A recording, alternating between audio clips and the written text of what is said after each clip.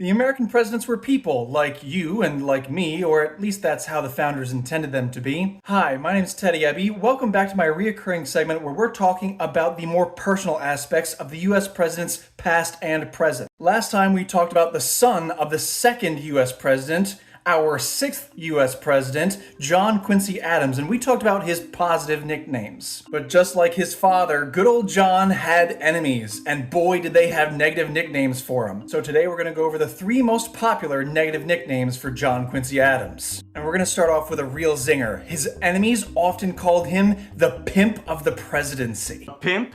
This is because in the election of 1824, no candidate won a clear majority in the Electoral College. So, the question of who would be president went to the House of Representatives. The then Speaker of the House, a man by the name of Henry Clay, threw his support behind Adams, which would get him the presidency. Later, when John Quincy Adams appointed Henry Clay as his Secretary of State, Adams's enemies cried foul and said that there must have been a deal behind closed doors where Adams ostensibly bought the presidency by promising to give Henry Clay a cabinet position. Well, this comes with a quid pro quo, fair exchange. Even though there was never any evidence of any backroom dealing, Adams's enemies like to say that he pimped out the presidency and used this negative nickname against him. And that'll bring us right into negative nickname number 2. He was also known as the obstructionist. John Quincy Adams was through and through a Federalist, and he had grand ideas about national improvements, national infrastructure projects, and even a national university. Big government taxes are back, boys. Congress was packed full of politicians loyal to Andrew Jackson, Jacksonian Democrats,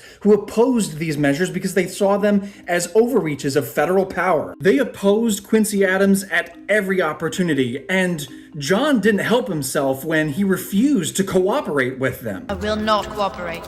So he was seen as this stubborn old man with ideas far beyond the country's political mood at the time. His refusals to even compromise lent him that negative nickname. And finally, he was also mocked as the snob of Massachusetts. Just like his father, John Quincy Adams had an attitude problem. He was seen as cold and aloof with this kind of feeling of self-superiority where he looked down on most Americans. And this is on top of a long political career abroad in Europe. He served as the ambassador to Prussia, Russia, and many other European powers. His enemies and Jacksonian Democrats embraced a kind of populism that he abhorred. They distrusted the political elite, and he was emblematic of them. Though he would leave the White House as a lame duck president, he would continue to fight the good fight in the House of Representatives. And his enemy, Andrew Jackson, learned to play politics and won the presidency the next time, making him the 7th United States president. Again, I'm Teddy Ebby, and join me next time when we talk about him,